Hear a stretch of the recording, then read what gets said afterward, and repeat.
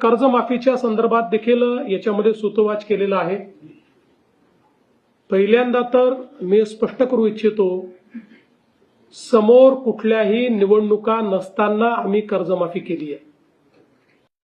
केवळ विधानसभाच नाही तर आम्ही स्थानिक स्वराज्य संस्थाच्या निवडणुका जिंकलेलो आहोत।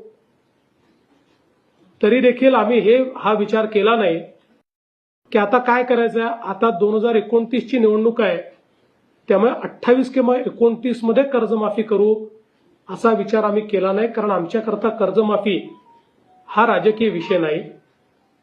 आमच्याकरता कर्जमाफी ही शेतकऱ्यांकरता एक आपल्याला आमचा शेतकरी जगला पाहिजे, आमच्या शेतकऱ्याला पुन्हा कर्ज घेण्याची शक्ती प्राप्त झाली पाहिजे, याकरताचं एक इन्स्ट्रुमेंट, एक उपकरण म्हणून आम्ही कर्जमाफीकडे पाहतो।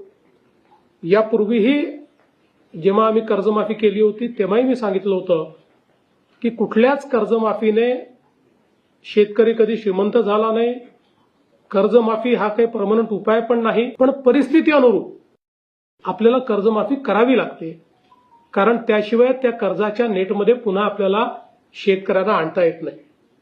पण हे करत असताना यावेळी आपण एक कमिटी तयार केली आणि त्या कमिटीला हे काम दिलं होतं की त्यांनी शॉर्ट टर्मच्या उपाययोजना, लॉंग टर्मच्या उपाययोजना, बँकिंग सिस्टीमवर त्याचा होणारा परिणाम, या सगळ्या गोष्टीचा विचार करून त्या संदर्भातला रिपोर्ट द्यावा।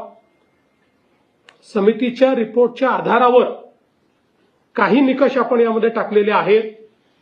पण मला असं वाटतं की आज आपण जर विचार केला तर 36,585 कोटी रुपये आणि 56 लाख शेतकऱ्यांना या कर्जमाफीचा लाभ होणार आहे। आणि हा जो आकडा आहे आतापर्यंतच्या झालेल्या कर्जमाफींमधला सगळ्यात मोठा आकडा आहे।